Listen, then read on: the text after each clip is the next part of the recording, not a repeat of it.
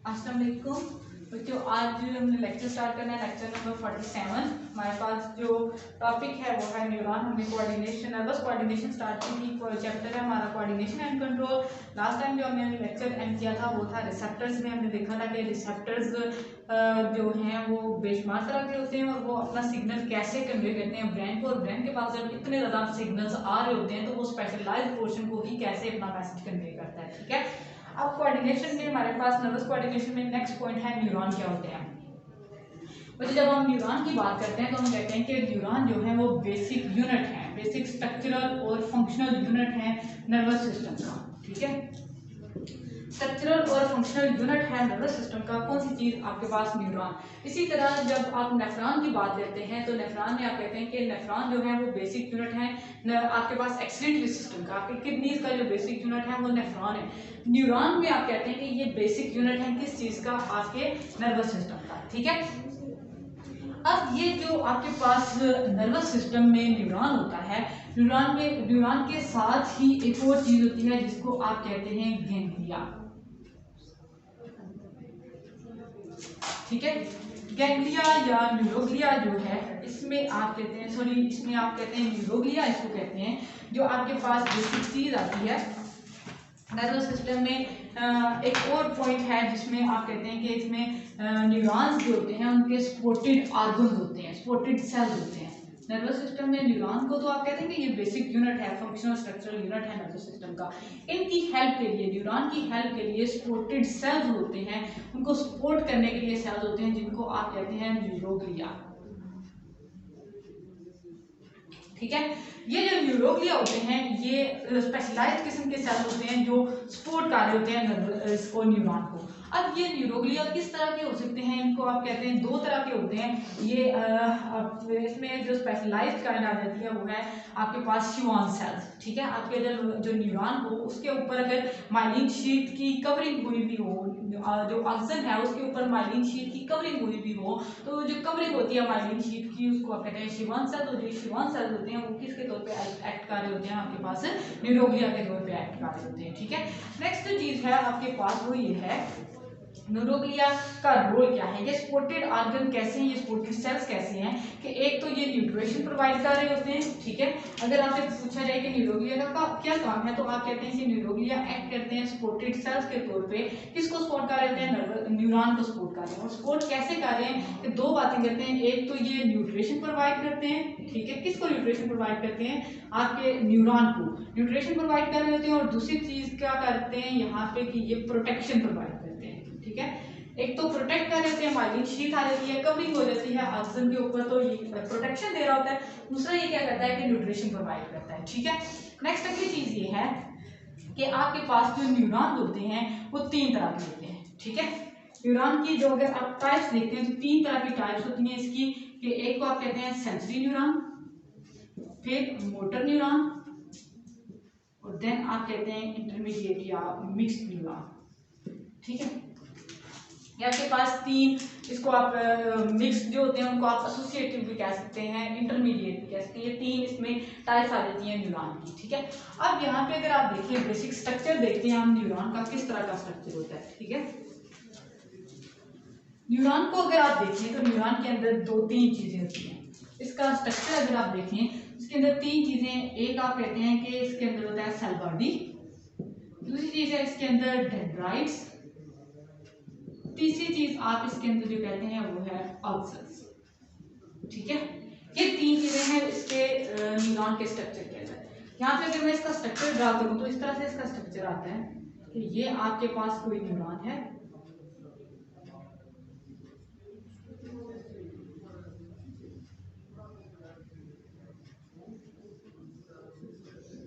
ये इस तरह से इसका स्ट्रक्चर ड्रा होता है।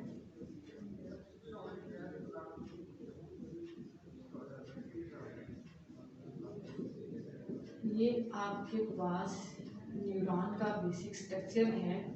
आपसे कहा जाए कि आप डायग्राम बनाएं न्यूरॉन के बेसिक स्ट्रक्चर की, तो आपने इस तरह से इसकी डायग्राम बनानी है। ठीक है, अब यहाँ पे देखें ये इतना जो पोर्शन है ये वाला, इसको आप कहते हैं ये क्या है?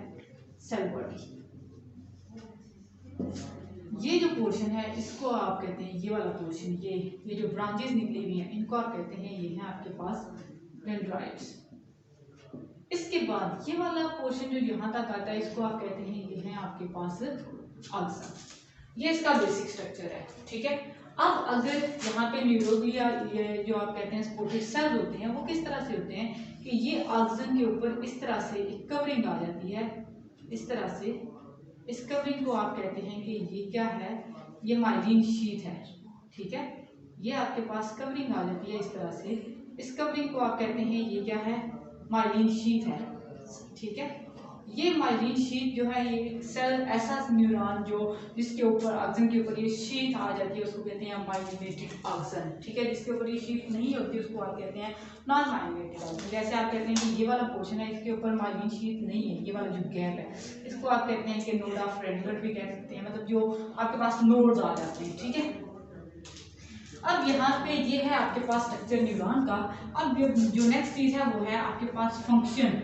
न्यूरॉन का बेसिक फंक्शन क्या है? न्यूरॉन दो तरह के काम करता है, जिसको आप कहते हैं कि यहाँ पे दो प्रोसेसेस होते हैं, साइटोप्लाज्मिक प्रोसेसेस या प्रोटोप्लाज्मिक प्रोसेसेस। दो तरह के काम होते हैं जो न्यूरॉन कर रहा होता है, एक टुवर्ड द सेल बॉडी, दूसरा away from the cell body, ठीक है। एक काम ऐसे होता है कि काम कहाँ से कहाँ तक आ रहा है, टुवर्ड सेल बॉडी, ये सेल बॉडी है, यहाँ से आपने सेल बॉडी के अंदर कोई प्रोसेस करवाना है। दूसरा काम ये है कि आपने ऐसा काम करवाना है कहाँ से कहाँ तक, अवे फ्रॉम सेल बॉडी, ठीक है, सेल बॉडी से नीचे की तरफ। अब यहाँ पे जो काम हो रहा होता है वो इस तरह से हो रहा होता है। वो काम कौन सा है जो टुवर्ड द सेल बॉडी और away from the cell body हो रहा होता है कि डेंड्राइट्स एक काम कर रहे होते हैं और दूसरा काम ऑक्सीजन कर रहे होते हैं। डेंड्राइट्स क्या करते हैं, आपके पास कोई भी नर्व इम्पल्स है, ठीक है। नर्व इम्पल्स का क्या मतलब है, रिसेप्टर ने एक मैसेज भेजा है, ठीक है, वो मैसेज किस फॉर्म में है, वो नर्व इम्पल्स की फॉर्म में है। डेंड्राइट्स क्या करते हैं, नर्व इम्पल्स को लेके सेल बॉडी तक आ रहे हैं। यहाँ से मैं कहती हूँ कि ये आपके पास स्टिमुलस है या कोई नर्व इम्पल्स है। ये नर्व इम्पल्स कहाँ पे आता है, डेंड्राइट्स के पास, और ये डेंड्राइट्स क्या करते हैं, इस मैसेज को कहाँ पे भेजती हैं, सेंट्रल नर्वस सिस्टम के सेल न्यूरॉन की सेल बॉडी के अंदर, ठीक है। अब दूसरी बात ये है कि दूसरा काम ये है यहाँ पे कि ये जो सेल बॉडी है ये इस स्टिमुलस को या इस सिग्नल को या इस मैसेज को या इस नर्व इम्पल्स को यहाँ से भेजती है किसके पास, ऑक्सीजन के पास, ठीक है। तो ये दो साइटोप्लाज्मिक काम यहाँ पे न्यूरॉन परफॉर्म कर रहा होता है, ठीक है। अब अगली बात वो कहता है कि साइटोप्लाज्म का अगर हम यहाँ पे बात कर रहे हैं सेल बॉडी की, तो सेल बॉडी के अंदर कौन कौन सी चीजें होती हैं, यहाँ पे होते हैं नेजल ग्रैन्यूल्स। नेजल ग्रैन्यूल्स क्या चीज है, एक ग्रुप है ऐसा जिसके अंदर राइबोसोम्स होते हैं। राइबोसोम्स के साथ कौन सी चीज आ जाती है, रफ एंडोप्लाज्मिक रेटिकुलम और गोल्गी अपरेटस, ठीक है। यहाँ पे एक और चीज आ जाती है कि अगर यहाँ पे आप देखें, आपने कहा कि आपके पास यहाँ पे सेल बॉडी है, ठीक है, ये आपके पास सेल बॉडी है, तो इस सेल बॉडी के अंदर कौन सी चीजें हैं जो काम करती हैं। सेल बॉडी के अंदर दो तीन चीजें आ जाती हैं जिनको आप कहते हैं नेजल ग्रैन्यूल्स। नेजल ग्रैन्यूल्स क्या चीज है, एक ऐसा ग्रुप है जिसके अंदर बेशुमार चीजें आ जाती हैं। वो चीजें कौन कौन सी हैं, एंडोप्लाज्मिक रेटिकुलम, कौन सा endoplasmic reticulum, rough endoplasmic reticulum. Ribosomes होते हैं, राइबोसोम्स होते हैं, रफ एंडोप्लाज्मिक रेटिकुलम होता है, और उसके साथ तीसरी कौन सी चीज होती है, गोल्गी अपरेटस, ठीक है। ये तीन चीजें किसके अंदर होती हैं, आपकी सेल बॉडी के अंदर होती हैं। नेक्स्ट वो कहता है कि सेल बॉडी के अंदर तो ये तीन चीजें होती हैं, उसके बाद आपके पास ऑक्सीजन जो है, ये वाला जो पोर्शन है ऑक्सीजन वाला पोर्शन, इसके अंदर भी कुछ चीजें होती हैं जो कौन कौन सी होती हैं। माइटोकॉन्ड्रिया हो सकता है, और वो रफ एंडोप्लाज्मिक रेटिकुलम, माइटोकॉन्ड्रिया या माइक्रोट्यूब्यूल्स जो हैं ये यहाँ पे कॉन्टिन्यूसली किस चीज के अंदर होते हैं, ये इस ऑक्सीजन के अंदर होते हैं। यहाँ पे भी आप मेंशन कर सकते हैं माइटोकॉन्ड्रिया होता है, इसके अंदर न्यूरोफाइब्रल्स होते हैं। उसके बाद यहाँ पे थर्ड चीज है वो है रफ एंडोप्लाज्मिक रेटिकुलम, ठीक है। ये चीजें कहाँ पे होती हैं, ये आपके इस ऑक्सीजन के अंदर होती हैं। अब वो कहता है कि ये जो आपके पास सेल बॉडी है ये क्या करती है, ठीक है। ऑक्सीजन का भी आपको पता चल गया, डेंड्राइट्स का भी पता चल गया। सेल बॉडी क्या काम करती है, सेल बॉडी मेजर पॉइंट है, एक ऐसा मेन पॉइंट है जो इंपॉर्टेंट फंक्शन परफॉर्म करती है। इंपॉर्टेंट फंक्शन कौन सा होता है, वो एक काम होता है इसका, इसने न्यूट्रिशन प्रोवाइड करनी है। दूसरा काम ये है कि इसने बायोसिंथेसिस करनी है मटेरियल की। आपके पास जो सेल बॉडी है इसके दो काम है। एक है बायोसिंथेसिस मटेरियल की, कोई भी चीज़ हो उसको बनाना है, मतलब कोई भी मटेरियल हो सकता है उसकी फॉर्मेशन करवाना, और दूसरी चीज़ पूरे सेल को इसमें क्या करना है, न्यूट्रिशन प्रोवाइड करनी है, डेंड्राइट्स को भी ऑक्सीजन। ठीक है, अब इसकी वजह से आप कह सकते हैं कि जो आपके पास सेल बॉडी है वो ग्रोथ और मेंटेनेंस जो न्यूरॉन का है उसमें हेल्प देती है, इसलिए रोल प्ले करती है। आपसे पूछा जा सकता है कि सेल बॉडी न्यूरॉन के अंदर जो सेल बॉडी है उसका रोल क्या है। डेंड्राइट्स का आपको पता चल गया कि इसने मैसेज लेके आना है और किसको कन्वे कर देना है, सेल बॉडी को। ऑक्सीजन का आपको पता चल गया कि इसने मैसेज लेना है सेल बॉडी से और कहीं लेके जाना है। आपके पास आप बताएंगे सेल बॉडी का क्या काम रह जाता है। सेल बॉडी का काम ये है कि इसने क्या करना है, दो काम करने हैं, एक तो बायोसिंथेसिस करनी है मटेरियल की, दूसरा इसने न्यूट्रिशन प्रोवाइड करनी है।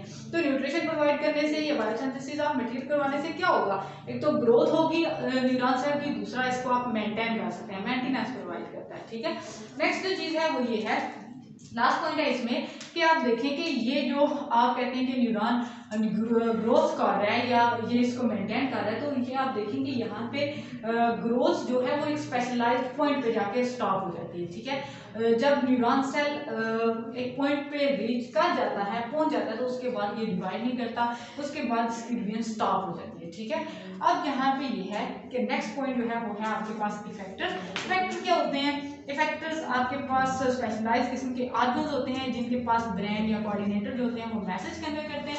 इफेक्टर्स आपके पास ग्लैंड भी हो सकते हैं, आपके पास आपके मसल्स भी हो सकते हैं जो रिस्पांस शो कर रहे होते हैं। ठीक है, ये मैसेज लेते हैं आपके पास आपके ब्रेन से और कोई भी काम कर देते हैं, रिस्पांस शो करते हैं। जो रिस्पांस शो करने वाली चीज़ है उसको आप इफेक्टर कहते हैं। नेक्स्ट जो चीज़ है वो है आपके पास रिफ्लेक्स एक्शन, रिफ्लेक्स आर, ये हम नेक्स्ट लेक्चर में स्टडी करेंगे। आज के लिए इतना ही काफ़ी है। ओके, अल्लाह हाफिज़।